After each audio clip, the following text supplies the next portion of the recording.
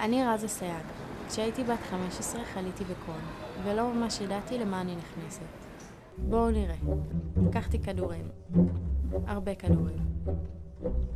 לא אכלתי כלום חודש וחצי.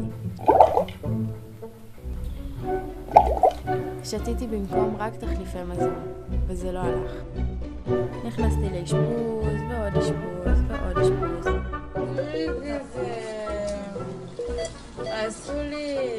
קצת טשטוש, קצת הרדמה. חמצן? זה כזה רך. קצת נמאס. ויותר מדי זמן פנוי.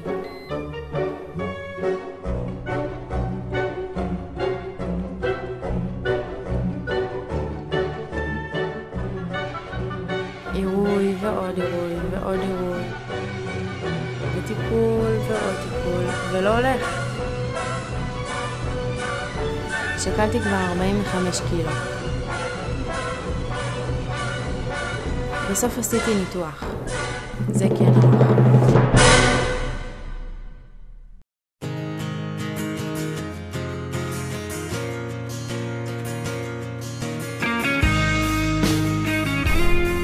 יש לי חלומות רעים, כמו למשל שהיה לי חלום שהלכתי לסופר והיה שם איזה איש נורא גבוה ומטולטל והוא היה כזה נורא מפחיד והוא ראה שאני קונה פירות וירקות והוא אמר לי שאסור לי ולא לקנות את זה וככה וככה ואז יצאתי מהסופר והתחלתי ללכת לכיוון הבית שלי.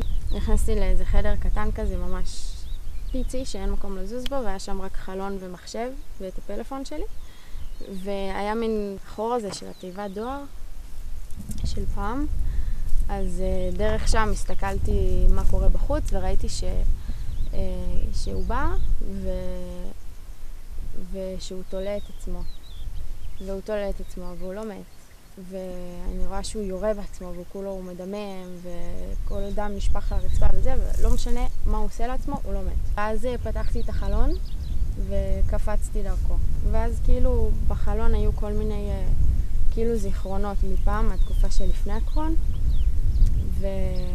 וזה כאילו כשחשבתי על זה אחר כך זה היה כאילו האיש הזה שראיתי בסופר הוא המחלה עצמה, שאומרת לי מה לאכול, מה לקנות, מה לא לקנות ושלא משנה מה היא עושה לעצמה, היא תולה את עצמה, היא יורה על עצמה והיא מדממת והכל, אבל לא משנה מה קורה לה, היא לא מתה והחלון זה בעצם החיים שלפני הקרון, זה בעצם כל הזיכרונות, כל הדברים שהיו לפני והחדר הקטן הזה זה בעצם הבית כלא הקטן שאני לא יכולה לצאת ממנו יש רק חלון. טיפ מספר 1 לחולה העתידי תתלבש כאילו לא אכפת לך. טיפ מספר 2 לחולה העתידי אל תאכל פה את הפודינג.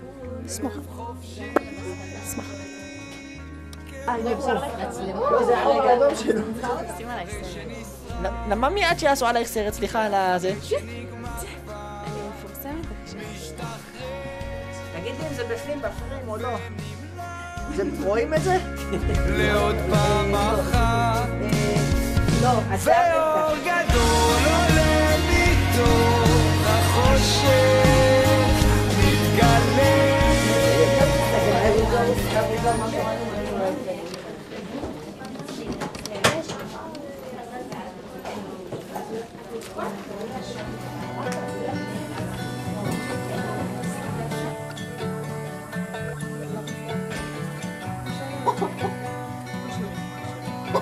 אפשר לצאת מהתקורת הנסים את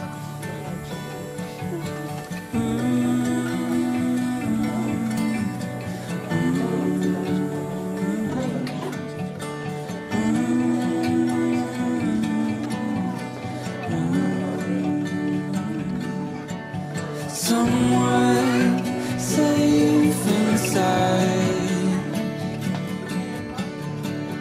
bets we made יום שלם התאשפזתי.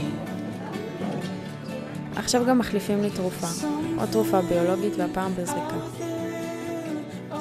יום אחרי זה יש לי מתכונת. בתגובה אלרגית וקוצר נשימה, אני עוברת ל3 שעות בכיתה סגורה.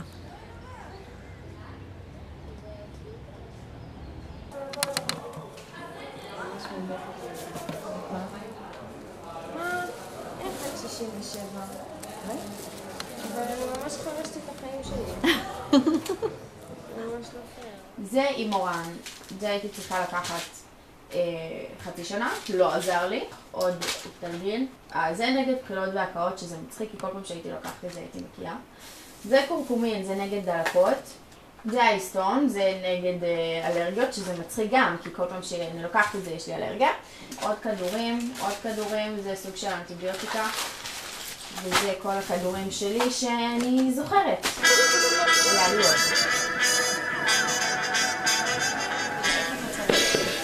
לבלות רבע שעה. עוד רבע שעה? שים ואז ביד. יאללה, תתחילי לתקתק. זה יהיה יותר קל. תזכרי טוב, לפחות תתפתח לך בובה. יהיה בסדר. יהיה פחות כל ממה שאני חושבת. הלך.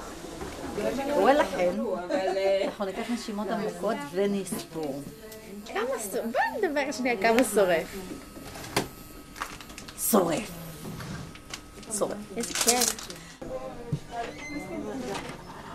מסכין הולכת. סתם שלה להעביר, יאללה. עשי לה בזי ליד. עוד קצת תזיזי. חרגולית. זריקה לא הרגשת. את לא מרגישה בכלל את הזריקה. פיינו עם פחות זמן בזה. פעם הבאה נחכה יותר. לא, זה הכיף שם. לא, תחזיקי אותו. תורידי ראש, נשמי עמוק. נשימות עמוקות. הפסקה? יש לנו ילד שזה לוקח לנו 10 דקות. כן.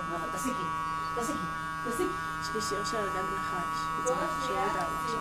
יאללה, תשירי לנו אותו. אני יודע שהכל יסתדר. היו זמנים קשים. יסלר. לא מכירה את השיר, תלמדי אותי. שיר טוב. נו? אז יאללה, אני רוצה לשמוע אותו. הוא באמת נשמע שיר טוב. הנה לה. אני יודע שהכל יסתדר, היו זמנים קשים, בסוף הכל עובר, על כל מה שלא יגיע אני אדבר, נפול על הרגליים כמו אדיר, אני יודע שהכל ישתפר, היו זמנים טובים, יהיו טובים יותר, ועוד רגע הכל יתחבר, כן ככה זה בסוף הכל עובר. בין קירות מתמוטטים, שינוי מאוד איטיים, גמרתי מאות עטים, שרפתי מאות תאים, כולם מתקוטטים והם מאוד... מגיל 13 אחרי הבר מצווה התחילו לי כאבי בטן, אז עוד לא ידענו מה יש, זה גם תקופה אחרת, אני חושב יותר מבוגר, אז עוד לא ידעו להבחין את המחלה כל כך בקלות, ובטח לא לטפל בה. זהו, ואז התחילה מסכת החיים החדשים שלי עם המחלה